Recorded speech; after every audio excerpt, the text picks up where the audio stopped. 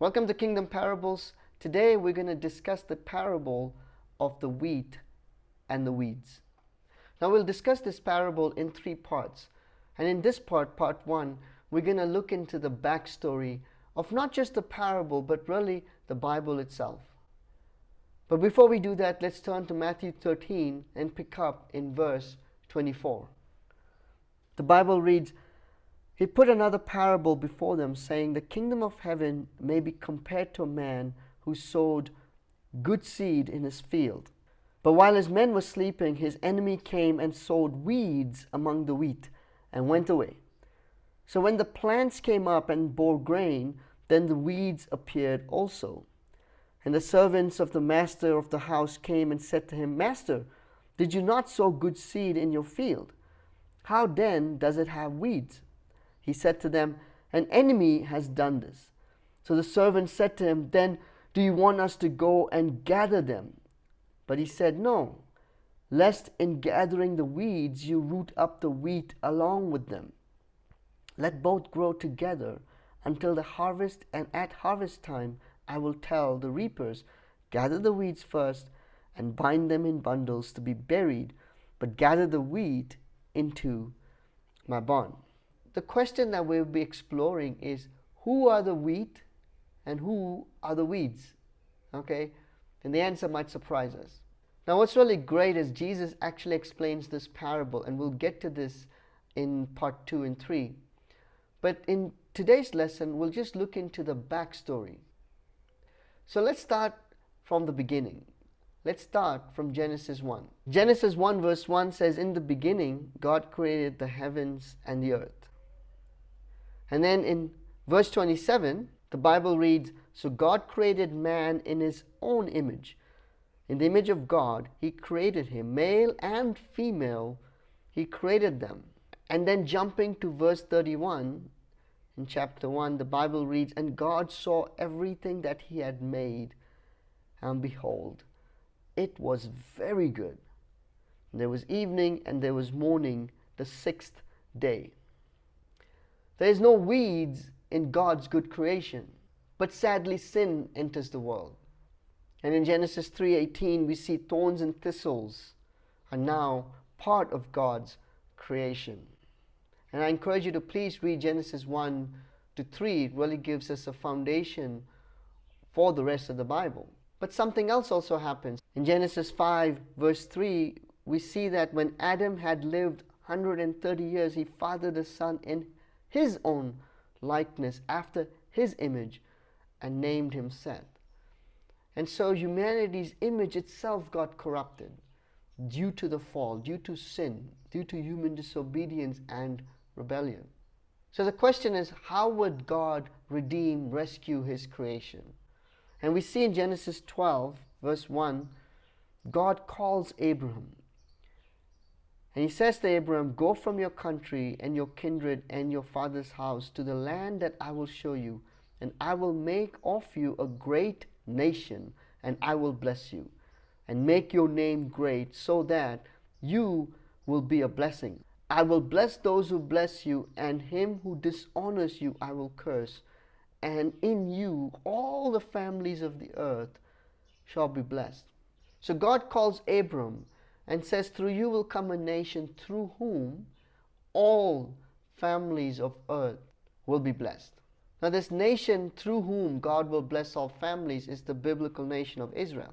Hopefully this really makes sense, that through the people of God, the covenant people of God, God will bring blessing through all families on earth. And that's who Jesus is speaking to when he's teaching them the parable of the wheat and the weeds. Now we'll explore two key Old Testament scriptures, one in Hosea, one in Isaiah. And as we explore them, hopefully it starts to make sense how that connects to the parable of the wheat and the weeds.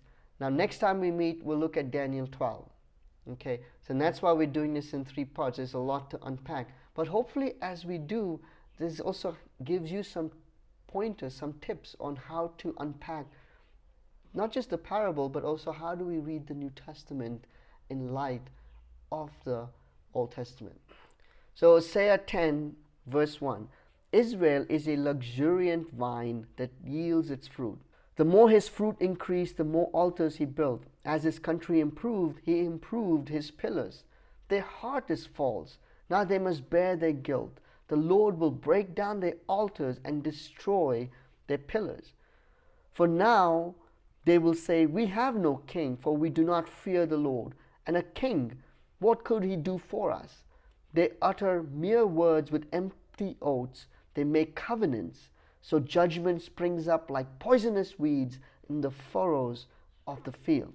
So here God is calling his covenant people, and in effect bringing a covenant lawsuit, saying that they are building altars, which means they're worshipping false idols.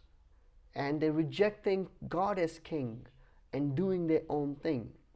In fact, in verse 4 it says, they make covenants that they don't intend to keep.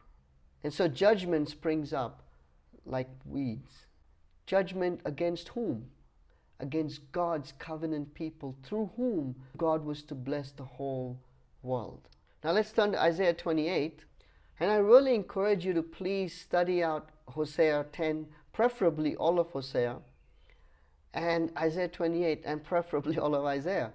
Because these are the texts, the backstory, the background that actually helps us grasp the message that Jesus is giving his audience then, the original audience then, and us today.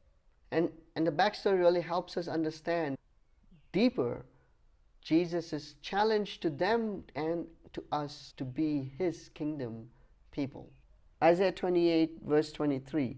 Give ear and hear my voice. Give attention and hear my speech. Does he who plows for sowing plow continually? Does he continually open and harrow his ground? When he has leveled its surface, does he not scatter dill, sow cumin, and put in wheat in rows, and barley in its proper place, and emmer as the border? For he is rightly instructed, his God teaches him. Dill is not threshed with the threshing sledge, nor is a cart wheel rolled over cumin. But dill is beaten out with a stick, and cumin with a rod. Does one crush grain for bread? No, he does not thresh it forever. When he drives his cart wheel over it with his horses, he does not crush it. This also comes from the Lord of hosts. He is wonderful in counsel and excellent in wisdom. Now the context of Isaiah 28, and you can please read it for yourself, is God bringing covenant judgment on his covenant people. And here we see this practice of the sower, right? And so again, there is connection there with the parable of the sower, and again, parable of the wheat and weeds. And so what is God's word saying here? God's word saying that different actions and methods with intention of producing good results. Again, the method of farming is used as an illustration. God knows what he's doing with his people, even if that means that they're experiencing covenant judgment. And Isaiah 28's context is really a foreign threat, the threat of Assyria. But what seems like a threat to God's people is actually God's design in order to bring God's judgment on his covenant people for failure to be his covenant people. As we close out here, my encouragement is please study this out carefully. And next time we meet, we will look at Jesus' explanation of the parable, and we'll unpack Daniel 12. Hopefully this is starting to make sense, that who are the wheat, who are the weeds, and who is Jesus challenging through this parable. Look forward to seeing you next week. Thank you so much for watching, and God bless you.